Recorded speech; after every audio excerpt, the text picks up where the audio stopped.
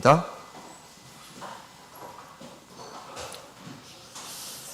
예수 그리스도 이름으로 하나님 말씀 증거하도록 하겠습니다.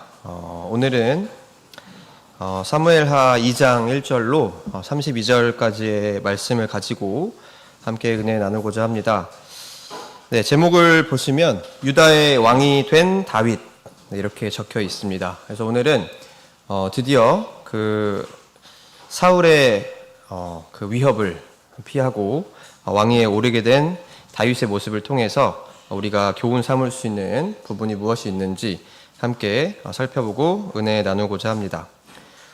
먼저 말씀을 들어가기에 앞서서 사무엘하 2장 1절부터 32절 내용을 전반적으로 어떻게 이루어져 있는지 먼저 설명을 드리고 시작하고자 합니다.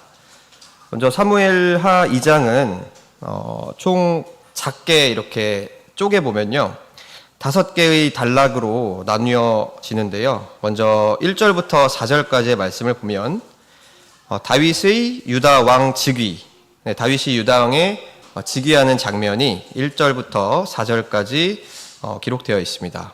그리고 5절부터 7절까지는 이 즉위한 다윗이 야베스 거민에게 선대하는 장면이 기록되어 있고요. 그리고 세 번째로 8절에서 11절 말씀을 보면 사울 가의 마하나임 정부 수립에 대한 내용이 기재되어 있습니다. 네, 다른 말로 하면 이제 그 이스라엘의 왕 이스보셋이 즉위한 장면이 나와 있다는 말씀이고요. 그리고 네 번째로는 12절에서 23절 말씀입니다.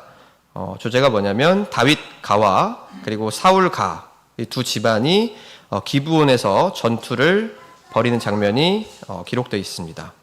그리고 마지막 5번째로는 24절에서 32절 말씀인데요. 다윗 군대가 결국 승리한 내용과 그리고 두 그 가문이 휴전하게 되는 내용으로 이렇게 2장이 마무리됩니다. 총 5개의 단락으로 구분 지어볼 수 있는데 이것을 또 다시 큰 틀에서 저희가 2가지 주제로 나누어 보자면 우선 유다와 이스라엘의 각각 왕이 즉위한 장면과 그리고 왕들이 즉위한 이후에 두 나라가 기브온에서 전투한 장면, 이렇게 2가지로 크게 나누어 볼 수 있습니다. 본문 말씀이 굉장히 길고 제가 이 말씀을 준비하면서 이 말씀에서 우리가 생각해 볼 수 있는 교훈이 무엇이 있을까를 고민해 봤는데 이 장면을 통해 우리가 얻을 수 있는 교훈이 있겠구나라는 것을 찾았는데요. 저희는 이 큰 2가지 틀 중에서 다윗과 이스라엘에서 왕이 각각 즉위하는 장면을 통해 얻을 수 있는 교훈에 대해서 살펴보고자 합니다. 그래서 본문 말씀이 사실 2장 1절로 32절까지 되어 있지만 오늘은 1절부터 11절까지의 내용만 함께 읽어보시고 그 내용을 가지고 함께 은혜 나누고자 합니다. 네, 그럼 본문 말씀 사무엘하 2장 1절로 11절까지의 말씀을 함께 교독하도록 하겠습니다. 네, 사무엘하 2장 1절로 11절까지의 말씀을 교독하겠습니다.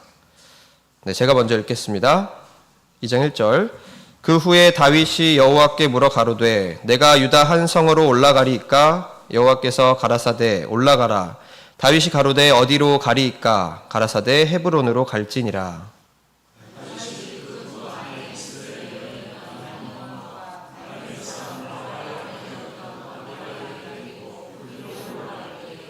또 자기와 함께한 종자들과 그들의 권속들을 다 데리고 올라가서 헤브론 각성에 거하게 하니라.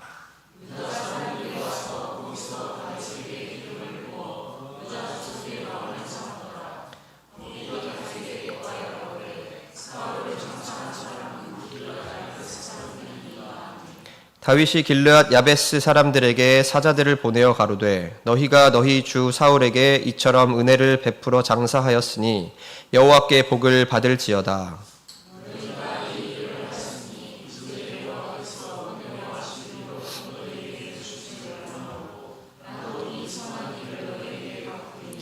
이제 너희는 손을 강하게 하고 담대히 할지어다. 너희 주 사울이 죽었고 또 유다 족속이 내게 기름을 부어 저희의 왕을 삼았음이니라.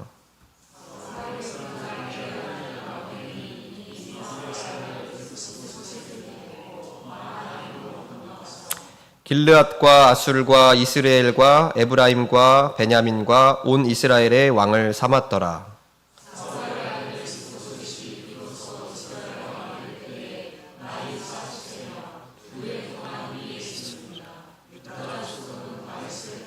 네, 같이 읽겠습니다. 다윗이 헤브론에서 유다 족속의 왕이 된 날수는 7해 6달이더라. 네, 아멘. 네, 이제 사무엘하 2장 이 전반부를 보면 그 다윗과 그리고 사울의 아들인 이스보셋이 각각 위치에서 즉위하는 장면이 기록되어 있습니다. 그래서 말씀드렸듯이 저희가 오늘 살펴보고자 하는 주요 내용은 다윗이 이제 유다의 왕으로서 즉위한 내용과 그리고 사울가 즉 이스보셋이 마하나임에서 이스라엘의 왕으로 즉위한 내용을 비교하면서 다윗의 모습을 통해 우리가 얻을 수 있는 교훈을 살펴보고자 합니다. 먼저 본문 속에 이제 다윗의 모습을 보면요, 다윗이 왕이 되고 어떤 행동을 하였는지에 대해서 자세히 기록이 되어 있는데, 먼저 첫 번째 다윗의 특징을 살펴보자면, 첫 번째로 다윗은 하나님의 뜻을 묻고 순종하였다라고 정리해 볼 수 있습니다. 네, 하나님의 뜻을 묻고 순종하였다. 네, 본문 말씀 1절 같이 다시 한번 읽어보도록 하겠습니다. 사무엘하 2장 1절 같이 읽겠습니다. 시작.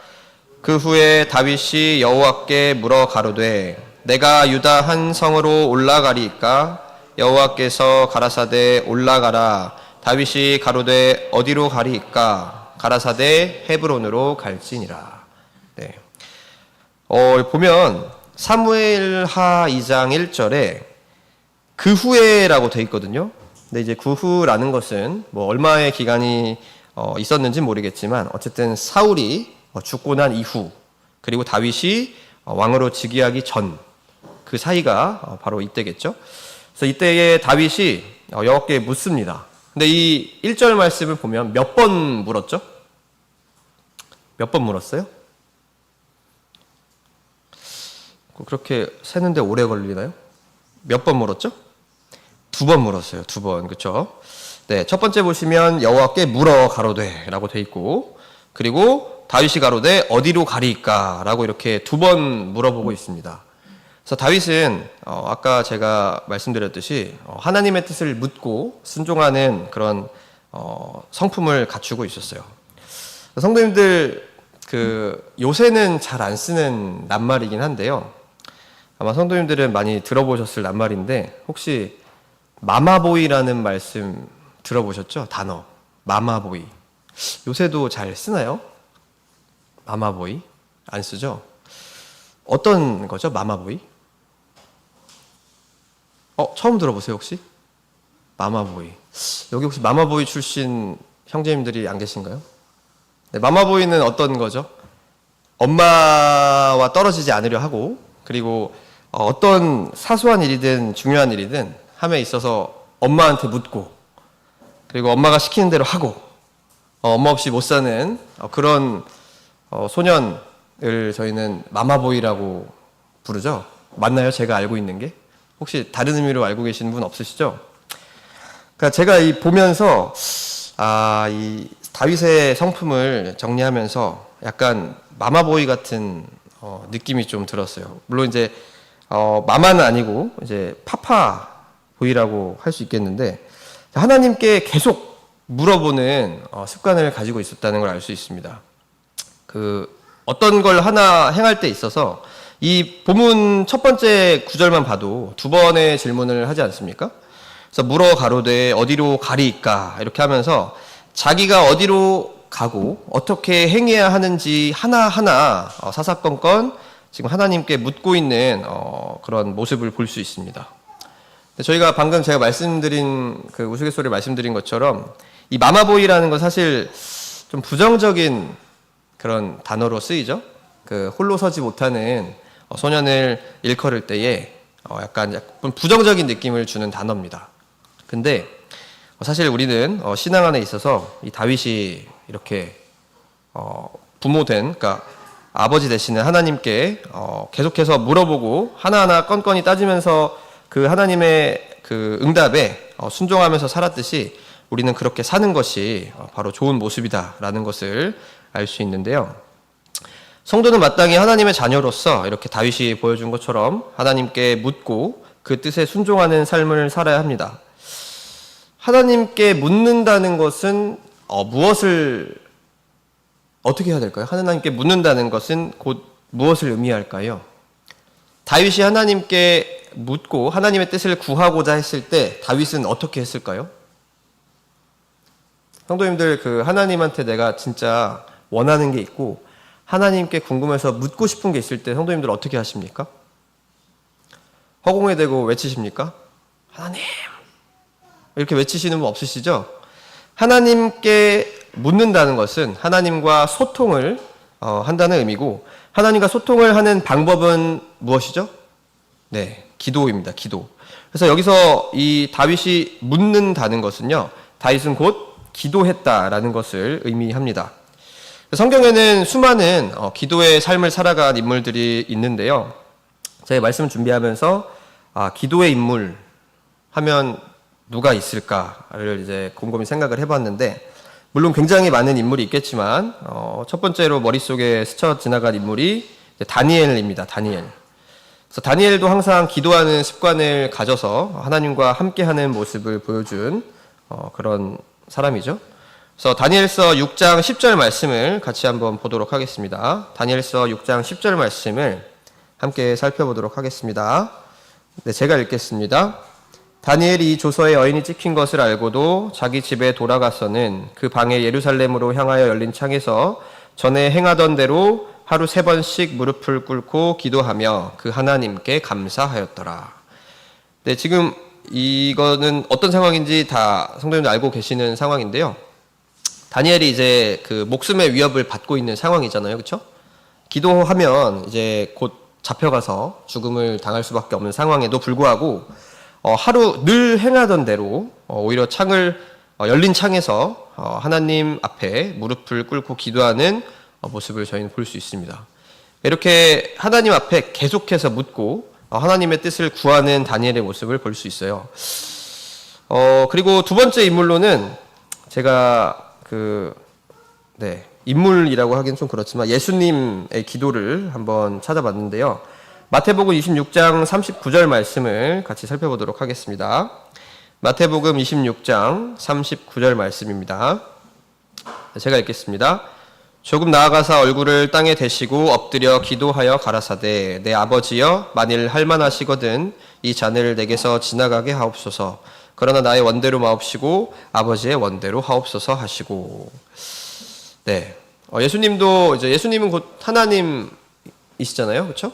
예수님께서는 이렇게 기도하는 모습을 보여주셨습니다. 그리고 그 기도 가운데에 하나님의 뜻을 알게 해달라고 말씀을 하셨고 하나님의 뜻대로 이끌어 달라고 기도를 하고 계셨습니다. 이런 기도를 직접 보여주시는 예수님은 왜 이렇게 기도를 직접 하셨을까요? 본인이 하나님임에도 불구하고 누구에게 보여주려고 그런 기도를 하신 걸까요? 같이 이제 올라간 그 제자들에게 이렇게 하나님께 기도하라라는 모습을 보여주시기 위해서 직접 기도하는 모습을 보여주셨습니다. 그래서 지금 여기 제가 말씀드린 이 예수님과 그리고 다니엘 그리고 그 이외에 여러 성경 인물도 있겠고 그리고 오늘 본문 말씀에 나오는 이 다윗은요 습관적으로 하나님께 기도하며 그 뜻을 묻는 삶을 살았다라고 말씀드릴 수 있습니다. 하지만 반면에 이 그러니까 사울의 집안 있잖아요. 이 사울 집안은 어떻게 행동을 했는가? 사무엘하 2장 8절 본문 말씀 2장 8절 9절을 함께 같이 보도록 하겠습니다. 네, 본문 말씀 8절 9절 말씀을 같이 읽어보도록 하겠습니다. 시작.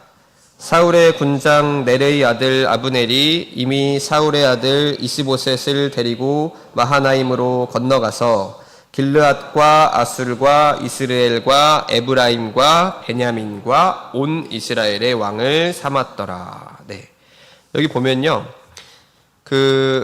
이 아브넬이라는 사람이 이제 뒤에서도 말씀을 드리겠지만 그 사울의 군대 장관으로서 활동을 했어요. 그래서 사울의 최측근으로서 다윗을 죽이는데 열심을 했던 인물 중 한 명이에요. 그래서 이 사울의 군대 장관이었던 아브넬이 그 사울의 아들 이스보셋을 데리고 와서 왕으로 만들었습니다. 그래서 이 이후에 이스라엘 왕국의 그 통치는 실세는 누구였을까요? 네, 이스보셋이 아닌 이 아브넬이 주도하게 됩니다. 물론 그게 얼마 가진 못하지만 어쨌든 이들은 그 하나님의 기름 부으심 받은 그 사울의 후대 왕인 그 다윗을 이스라엘의 후대 왕인 다윗을 왕으로 인정하지 않고 자신들의 권력욕을 유지하고 그것을 채우기 위해서 이스보셋을 왕으로 세운 그런 아브넬의 어리석은 모습을 볼 수 있는데요. 이처럼 그 시작부터 다윗이 즉위했던 유다와 그리고 이스보셋이 즉위한 이 이스라엘은 시작부터 굉장히 다른 모습을 보이고 있음을 우리는 알 수 있습니다. 즉 하나님의 뜻에 순종하고 그 뜻을 구하고 순종했던 그렇게 출발했던 유다와 그리고 그렇게 하지 않고 인간의 생각과 인간의 뜻대로 세워진 이스라엘, 이 두 나라가 결국은 어떻게 되었을까요? 네, 결국은 어떻게 됐는지는 이따가 나중에 살펴보도록 하겠습니다. 이렇게 해서 저희는 이 말씀을 통해서 이 다윗의 하나님의 뜻을 묻고 순종하는 이 다윗의 모습을 통해서 우리도 하나님의 뜻을 묻고 순종해야 한다라는 교훈을 얻을 수 있는데요. 창세기 19장 17절에서 23절 말씀을 보면 그 소돔과 고모라를 멸망시키는 하나님의 그 내용이 기록되어 있어요. 하나님의 심판이 임하는 소돔과 고모라 땅의 그 멸망의 장면이 기록되어 있는데 그때에 하나님께서 누구를 구원하시기 위해 천사를 보내셨을까요? 소돔과 고모라에 있는 그 롯을 구원하시기 위해서 하나님께서 천사를 보내십니다. 그렇게 해서 천사를 통해서 이 롯을 대피시키시거든요. 근데 어디로 대피하라고 한지 혹시 기억하십니까? 네, 저 산으로 가서 피해라라고 명령을 합니다. 근데 거기서 롯이 뭐라고 한 줄을 기억하세요? 롯은 안 된다고 해요. 내가 저 산까지 가기가 두렵다, 죽을 것 같다, 안 될 것 같다. 그래서 어디에 머물게 해달라고 합니까? 저 작은 성인 소알성에 가게 해주세요라고 합니다. 그래서 굉장히 다윗과 다르죠. 다윗은 어디로 갈까요? 헤브론으로 가라고 했을 때 그냥 갔거든요. 근데 이 롯은요, 토를 달아요. 안 돼요. 여기가 적당합니다. 이렇게 토를 달아서 소알로 갔고, 결국에는 그 소알에서 굉장히 그 두려움에 못 이겨서 하나님 지시하시는 산으로 결국 돌아가는 선택을 하게 됩니다. 그래서 우리가 이렇게 그 인생의 순간순간을 살다 보면 다양한 선택의 순간을 맞이하게 되죠. 그래서 뭐 인생에서 중요한 그 학생들은 수능을 보고 뭐 대학을 어디로 진학할지, 그리고 대학을 졸업한 사회 청년부들은 어떤 직업을 갖게 될지, 그리고 누구와 결혼을 할지, 뭐 어떻게 삶을 살지, 어디에 살지, 뭐 선택의 연속이지 않습니까? 그렇죠?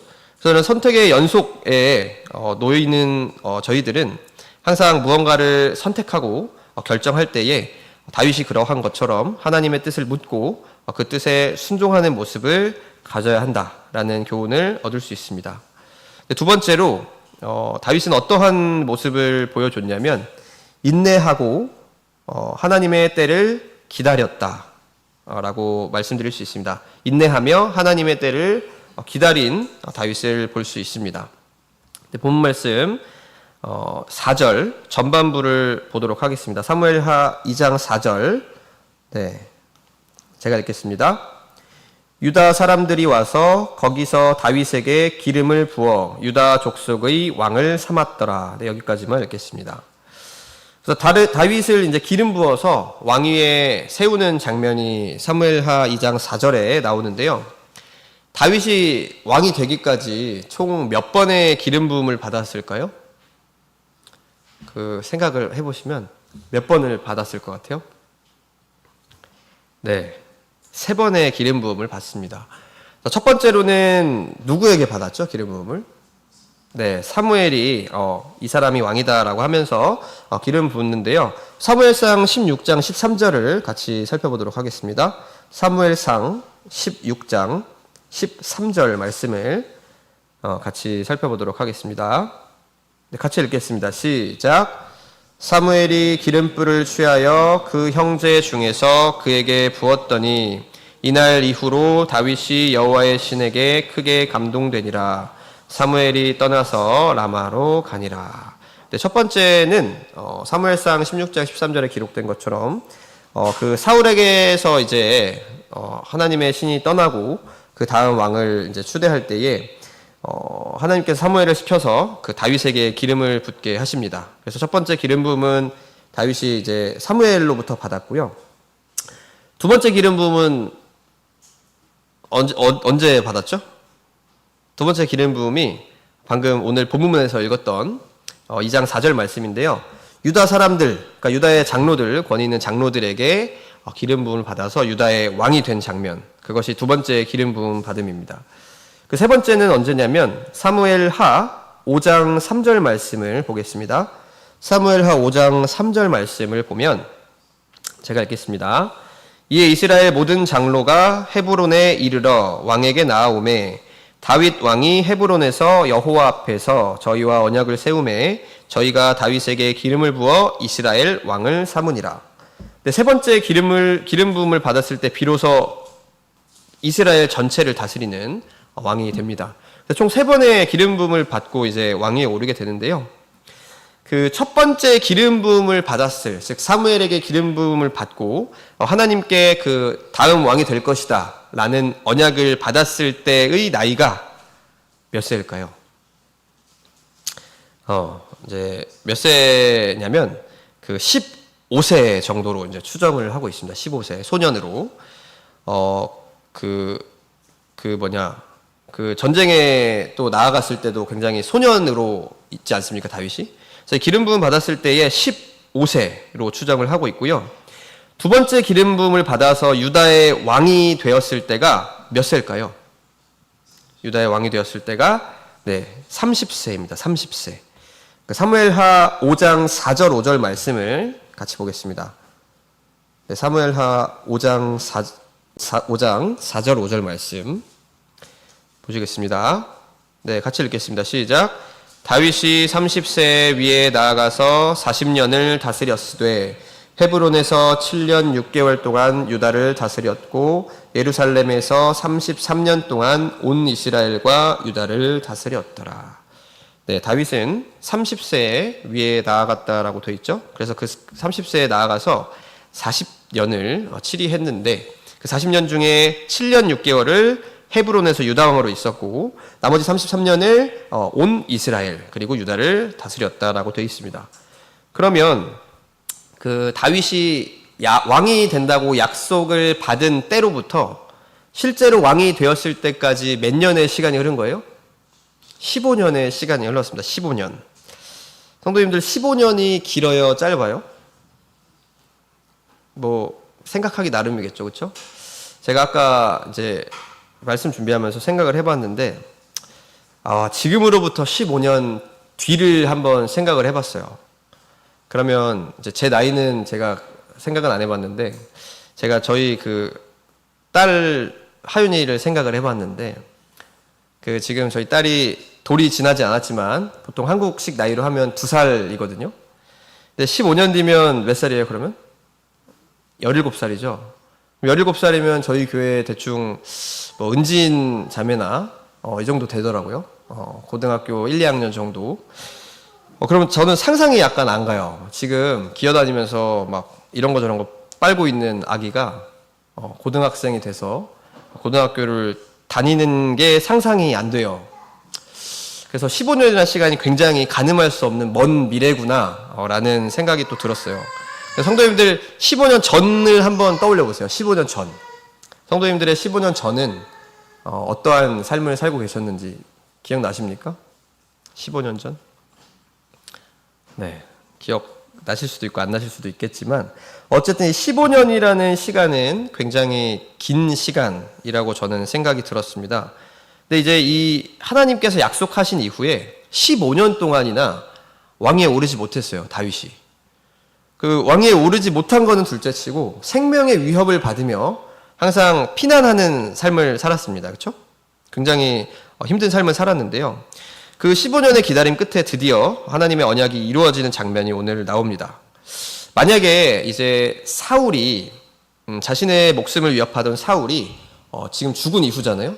죽은 이후에 이제 더 이상 이스라엘을 다스릴 왕이 없고, 그리고 나에게 이제 짱짱한 군사들이 함께 하고 있으며 내가 이제 더 이상 나를 괴롭히는 자가 없기 때문에 치고 나가서 이 나라를 점령해서 그 나라의 왕이 될 수도 있지 않았겠습니까? 다윗이?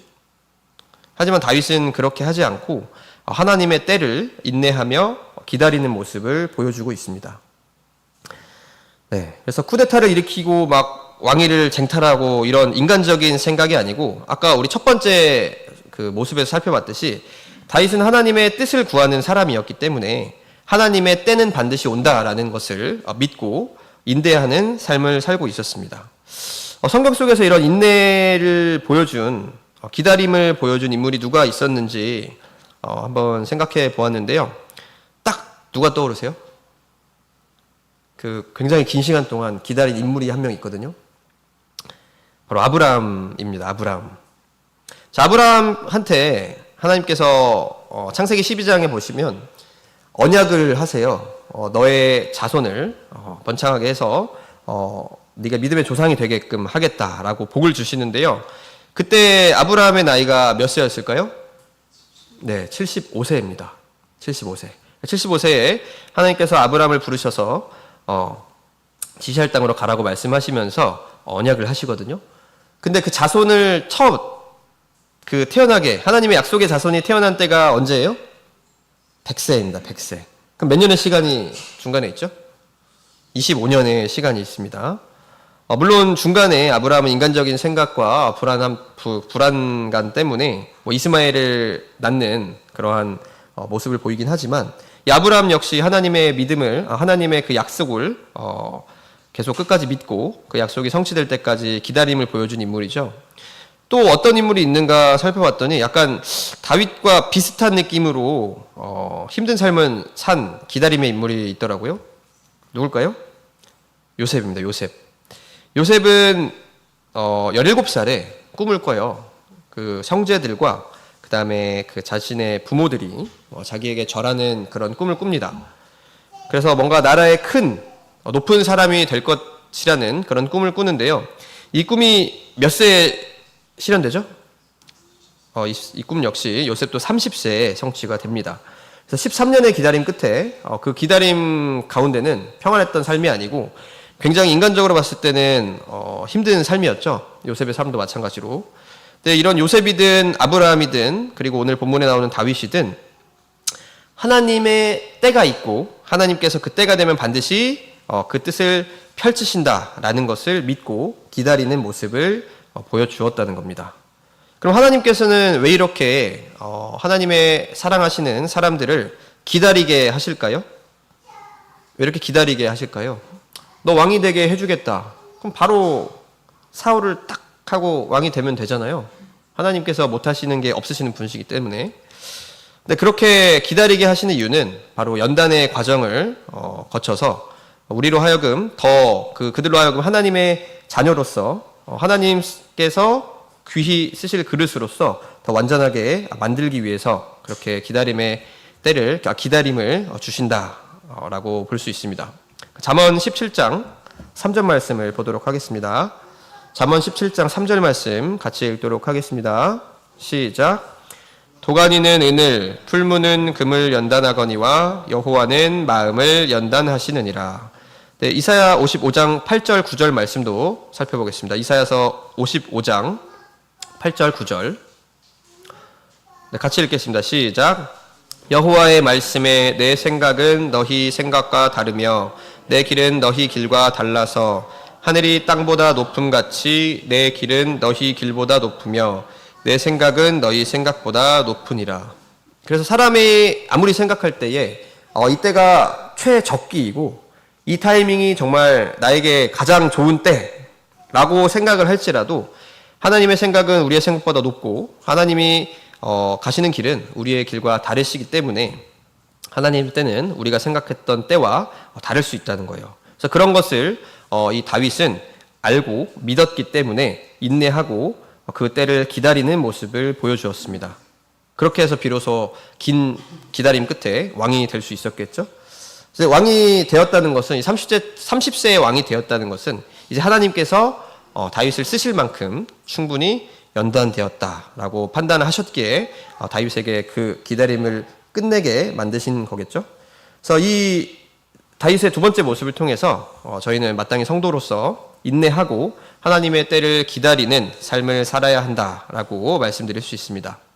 마지막 세 번째로 다윗은 어떤 모습을 보여주었는가 살펴보면 마땅히 선을 행하였다라고 말씀드릴 수 있습니다. 마땅히 선을 행하였다. 네, 마땅히 선을 행할 줄 아는 사람이었는데요. 자, 여기 마땅히라는 표현을 제가 사용했는데 마땅히는 언제 사용하는 표현이죠? 굉장히 상황에 알맞을 때에 그 적절하다, 알맞다 이런 뜻으로 사용하잖아요. 그래서 이 다윗은요, 그 상황에 맞게 당연하게 적절하게 선을 행했다라고 제가 말씀을 드리고 있습니다. 자, 사무엘 하 2장 4절 5절 본문 4절 5절 말씀을 보도록 하겠습니다. 자, 사무엘 하 2장 4절 5절 말씀 네, 같이 읽겠습니다. 시작. 유다 사람들이 와서 거기서 다윗에게 기름을 부어 유다 족속의 왕을 삼았더라. 혹이 다윗에게 고하여 가로되 사울을 장사한 사람은 길르앗 야베스 사람들이니라 하매 다윗이 길르앗 야베스 사람들에게 사자들을 보내어 가로되 너희가 너희 주 사울에게 이처럼 은혜를 베풀어 장사하였으니 여호와께 복을 받을지어다. 아멘. 네, 보면요, 그 길르앗 야베스 그 거민들이요, 그 사울의 시체를 장사했다는 사실을 다윗이 알게 됩니다. 그래서 이제 다윗이 그들을 찾아가서 왕이 되자마자 이제 한 행동이에요. 굉장히 의미 있는 행동이겠죠. 왕이 되자마자 이 행동했다라는 것이 성경에 기록되어 있는데 야베스 사람들을 축복합니다. 하나님께 복을 받아라 이렇게 축복을 합니다. 왜 축복하고 있죠 지금? 야베스 사람들이 무엇을 했기 때문에? 사울을 장사했기 때문에, 네, 라고 이제 말을 하고 있어요. 다윗도. 사무엘상 31장 11절에서 13절을 보면 이 야베스 거민들이 사울의 시체를, 그리고 사울의 아들들의 시체를 장사하는 장면이 나옵니다. 그리고 사무엘상 31장 13절만 제가 읽겠습니다. 그 뼈를 가져다가 야베스 에센을 나무 아래 장사하고 7일을 금식하였더라. 그래서 야베스 사람들이요, 이 블레셋 사람들이 사울의 시체를 막 함부로 하고 막 전시하고 그러거든요. 그래서 그거를 다 챙겨와서 자기 동네에 돌아와서 그것을 다 장사를 고이 해주고 7일 동안 금식하는, 그러면서 예를 갖추는 모습을 보여줬어요. 야베스 사람들은 왜 사울을 이렇게 장사했을까요? 다윗에게 칭찬받을까봐 그걸 노리고 했을까요? 그 야베스 사람들이 사울을 굉장히 높게 평가하고 있음을 우리는 성경에서 찾아볼 수 있는데요. 바로 이 과거에 사울이 왕으로 즉위했을 당시에 암몬 족속의 위협으로부터 사울이 이 야베스 거민들을 구원해주는 장면이 나옵니다. 사무엘상 11장 사무엘상 11장 9절에서 11절 말씀을 제가 읽겠습니다. 무리가 온 사자들에게 이르되 너희는 길르앗 야베스 사람에게 이같이 이르기를 내일 해가 더울 때에 너희가 구원을 얻으리라 하라. 사자들이 돌아가서 야베스 사람들에게 고하매 그들이 기뻐하니라. 이튿날에 사울이 백성을 3대에 나누고 새벽에 적진 중에 들어가서 날이 더울 때까지 암몬 사람을 치매 남은 자가 다 흩어져서 둘도 함께 한 자가 없었더라. 이렇게 이제 사울이 즉위를 하고 그때 사울이 즉위하기 전에 이스라엘 왕이 없었잖아요. 그렇죠? 그래서 주변국으로부터 굉장히 괴롭힘을 많이 받았는데 그때 이 길르앗 야베스 사람들이 살고 있던 그 인근에 암몬 족속이 살고 있었는데요. 그들이 막 이제 괴롭히기 시작합니다. 괴롭히면서 그 괴롭힘을 이기지 못한 야베스 사람들이 너희들의 종이 되겠다고 하니 막 조롱을 해요. 너네 오른쪽 눈을 다 뽑아서 해도 그렇게 하지 않으면 내가 너희를 종으로 받아줄 수도 없다. 막 이런 식으로 막 조롱을 하고 굉장히 위협을 합니다. 그래서 왕도 없고 우리를 이끌어줄 사람도 없고 구원해줄 사람도 없다라고 울부짖는 소리를 이 사울이 들어요. 왕이 되고 나서. 그래서 화가 난 사울이 다 이제 이스라엘 전역의 사람들을 모아서 대군을 이끌고 암몬 족속을 타파하는 그런 내용이 바로 사무엘상 11장 내용인데요. 그때의 그 구원, 그때 그 도움으로 인해서 야베스 사람들이 구원을 받았고 그것에 대한 감사로 이렇게 사울의 시체를 고이 장사하고 예를 지키는 모습을 보여주고 있습니다. 근데 사실 사울에 대한 감사로 이렇게 장사를 치르면 다윗에게 좋은 점이 있습니까? 다시 본문으로 돌아오시면 다윗에게 좋은 점은 없어요. 사울이 이미 죽었고 그 죽은 사울에게 예를 갖추는 것이 다윗에게 어떠한 도움을 주지도 않습니다. 그렇죠? 인간적으로 다윗이 아까 사울이 다윗의 장인이었기 때문에 그래도 가족을 이렇게 해줬으니까 좋은 거 아니냐 이렇게 생각을 할 수 있겠지만 사실 별 큰 도움이 안 돼요. 이 다윗에게는 사실 도움이 안 되는데 그럼에도 불구하고 다윗은요 감사하다, 고맙다, 은혜를 베풀었구나라고 하면서 칭찬하고 여호와의 복을 빌어주는 말을 합니다. 왜 그러냐면 다윗은 왜 그들을 선대했냐면 그들이 하나님의 권세를 인정하고 그 하나님 앞에서 선을 행했다라고 판단했기 때문입니다. 이렇게 다윗이 생각했다라는 것을 어떻게 알 수 있냐면 사무엘상 24장과 26장 말씀을 통해서 저희는 살펴볼 수 있는데요.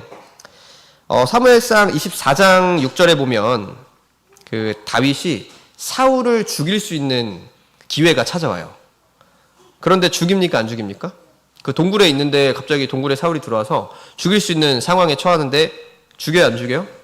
안 죽여요. 그때 뭐라고 말하냐면 24장 6절 제가 읽겠습니다. 자기 사람들에게 이르되 내가 손을 들어 여호와의 기름 부음을 받은 내 주를 치는 것은 여호와의 금하시는 것이니 그는 여호와의 기름 부음을 받은 자가 됨이니라 하고 그 자기의 목숨을 쫓는 원수가 눈앞에서 자고 있음을 알고 있지만 이 원수는 비록 나의 목숨을 위협하지만 하나님의 기름 부음 받은 자다. 그러므로 내가 함부로 할 수 없다라고 말하면서 사울을 죽이지 않는 장면이 나오고요. 또 사무엘상 26장 9절에서 10절을 보면 똑같은 내용이 또 나옵니다. 그래서 자신의 부하들에게 여호와의 기름 부음 받은 자에게 함부로 하지 말라. 죽이지 말아라. 그는 여호와가 심판하실 것이다 라고 말을 합니다. 그래서 이런 언행을 통해서 이 다윗은 아까 제가 그 마마보이, 파파보이 이런 말씀 드렸잖아요. 그러니까 그것처럼 진짜 하나님께서 뭔가 세우시고 하나님께서 정하신 일이면 내가 감히 인간의 생각을 함부로 판단하고 행동하면 안 된다라는 생각을 가지는 사람이었습니다. 그렇기 때문에 자신의 목숨을 위협했던 원수였던 그 사울조차도 하나님께 기름 부음 받은 자였기 때문에 자기가 함부로 하지 않는다고 선언을 했죠. 근데 그러한 하나님의 기름 부음 받은 사람을 누가 장사해줬죠? 야베스 거민들이 장사해줬습니다. 그래서 이런 생각을 가진 다윗으로서 그들은 하나님의 기름 부음 받은 자를 선대하고 있다. 하나님 앞에서 선을 행했다라고 마땅히 판단했을 거고 그렇기 때문에 그는 마땅히 내가 야베스 거민들에게 선을 베풀어야 한다라고 생각을 했을 것입니다. 그렇게 해서 야베스 거민들을 가서 직접 축복해주고 실제로 이제 야베스 거민들이 그 주변 족속에 방해를 받지 않고 위협을 받지 않게끔 내가 너희를 보호해주겠다라고 약속까지 하는 장면이 뒤에 나옵니다. 그래서 이처럼 이 사울은 마땅히 선을 행해야 하는 순간에 선을 행하는 모습을 보여주고 있습니다. 여기서 선을 행한다는 게 어떤 걸까요? 나에게 유익을 주는 사람에게 선을 행한다는 의미는 아니겠죠. 그렇죠? 인간적인 기준을 가지고 저 사람은 나와 친한 사람이고 나에게 잘해주는 사람이고 해서 내가 선을 베푸는 것이 아니고 그는 상황을 보고 하나님 앞에서 선을 행하는 자는 반드시 마땅히 하나님의 사랑으로 선을 베풀어야 함을 알고 있고 실천했음을 여기서 우리는 살펴볼 수 있습니다. 그래서 저희가 이 다윗의 마지막 모습을 통해서 얻을 수 있는 교훈은 우리도 성도로서 하나님의 자녀로서 하나님 앞에서 마땅히 선을 행하는 삶을 살 수 있어야 한다라는 것을 말씀드릴 수 있습니다. 한편 이렇게 마땅히 선을 받아야 하는 그런 대상에게 선을 베풀었던 다윗은요, 하나님의 기름 부음 받은 자인 사울을 함부로 대하는 그 사람에게는 징벌을 내리는 공의로운 모습을 보여주고 있습니다. 지난 시간 이제 본문 말씀이었는데요. 사무엘하 1장에 보면 1장 14절 15절에 보면 소년이 등장합니다. 소년이 등장해서 사울의 전리품을 가지고 와서 얘기를 해요. 그래서 내가 사울을 죽였습니다. 당신의 원수 사울을 죽였습니다. 하고 칭찬을 받을 것을 생각하고 왔는데 그 소년은 결국 어떻게 됩니까? 15절에 보면 사무엘하 1장 15절에 보면 저를 죽이라 하매 그가 침에 곧 죽으니라. 그래서 죽여요. 그냥 감히 네가 여호와의 기름 부음 받은 자를 죽이고도 그것을 자랑하느냐 뭐 이러면서 그를 엄벌에 처합니다. 그래서 이렇게 다윗이라는 사람은요, 사무엘하 1장과 2장에서 보여주는 이 모습을 통해서 우리는 이 다윗이 다스리는 나라는 마치 선은 그 칭찬하시고 그리고 악은 벌하시는 이 하나님의 공의로운 그 모습을 우리가 엿볼 수 있다라고 말씀드릴 수 있습니다. 그래서 이 다윗이 왕이 돼서 다스리는 이 나라는, 이 유다라는 나라는 하나님이 주관하시고 하나님이 다스리시는 나라다라는 것을 우리가 이 다윗의 행동을 통해서 알 수 있습니다. 네, 그래서 오늘 세 가지 말씀을 드렸는데요. 이제 말씀의 결론 맺고 저희 기도하는 시간 갖도록 하겠습니다. 오늘 그 본문 말씀을 통해서 유다의 왕으로 즉위 위한 다윗에 대해서 말씀드렸는데요. 유다의 왕으로 즉위 위한 다윗은 첫 번째로 하나님의 뜻을 묻고 그리고 순종하는 사람이었다라고 말씀드렸습니다. 두 번째로 다윗은 인내하며 하나님의 뜻을 기다린 사람이었고, 그리고 마지막 세 번째로 마땅히 선을 행할 줄 아는 사람이었다라고 말씀드렸습니다. 하지만 반면에 잠시 이제 본문에서 살펴보긴 했지만 이스라엘의 왕으로 즉위한 이스보셋, 그리고 그 이스보셋을 왕위에 앉힌 이 군대 장관 아브넬은요, 하나님의 뜻이 아닌 자신의 뜻과 욕심대로 행동하는 어리석은 사람들이었다라고 말씀드렸습니다. 그래서 제가 처음에 잠깐 말씀드렸는데, 이렇게 서로 다른 출발점을 가진 이 두 국가의 사람들은 결국 어떻게 되었을까요? 네, 사무엘하 5장과 4절에서 저희가 살펴볼 수 있는데요. 사무엘하 5장 10절 말씀 같이 보겠습니다. 사무엘하 5장 10절 말씀. 네, 사무엘하 5장 10절 말씀 같이 읽겠습니다. 시작. 만군의 하나님 여호와께서 함께 계시니 다윗이 점점 강성하여 가니라. 다윗은 점점 강성하여 갔다라고 돼 있어요. 왜냐하면 함께 하셨으니까, 그렇죠? 그래서 그럴 만한 사람이죠. 하나님의 뜻을 구하고 인내하고 기다리고 선을 행하는 사람이었기 때문에.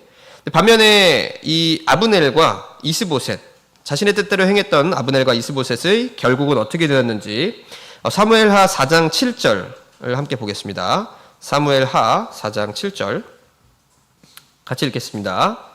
시작. 저희가 집에 들어가니 이스보셋이 침실에서 상 위에 누웠는지라 저를 쳐 죽이고 목을 베어 그 머리를 가지고 밤새도록 아라바 길로 행하여. 이제 4장을 나중에 이제 3장, 사무엘하 3장, 4장, 5장 쭉 보시지 않겠습니까? 근데 보시면 아시겠지만 이 아브넬이랑 이스보셋이 관계가 틀어져요. 틀어지면서 아브넬이 이제 화가 나서 다윗에게 갑니다. 가니까 이제 이스보셋은 두려워해요. 아브넬이 떠나면 자기를 봐줄 사람이 없거든요. 사실 실세는 아브넬이었기 때문에. 그래서 아브넬이 떠나고 난 뒤에 결국 이스보셋은 주변 이제 사람들에게 암살당하는 그런 비참한 최후를 맞이하게 됩니다. 물론 아브넬도 이제 나중에 죽임을 당하게 되는데요. 어쨌든 이 모습을 통해서 하나님의 뜻에 부합하는 그러한 행동으로 삶을 살았던 다윗은 결국 하나님이 함께 하셨기에 강성해지는 모습을 볼 수 있었고요. 하나님의 뜻을 무시하고 자신의 권력욕과 자신의 그런 탐욕을 채우기 위해 살았던 이스보셋과 아브넬은 결국 비참한 최후를 맞이했다는 사실을 우리는 알 수 있습니다. 그래서 우리는 오늘 살펴본 이 말씀을 통해서 하나님의 자녀된 자로서 유다의 왕으로 즉위한 다윗이 보여준 바와 같이 철저히 하나님의 권세를 인정하고 그 권세에 전적으로 의지하고 순종하는 삶을 살기 위해 노력해야 합니다. 그러한 삶을 살아갈 때에 하나님께서 다윗과 함께 하셔서 그 국가가 점점 강성해진 것처럼 우리 성도님들의 가정도 하나님의 함께 하심으로 말미암아 점점 더 강성하여질 것입니다. 그래서 이 말씀을 듣는 모든 성도님들 그리고 저를 포함한 모든 성도님들께서 그러한 삶의 길을 걸어가시기를 예수 그리스도의 이름으로 축원합니다. 네, 그럼 말씀 마치고 잠시 기도 묵도하시겠습니다. 할렐루야. 아멘.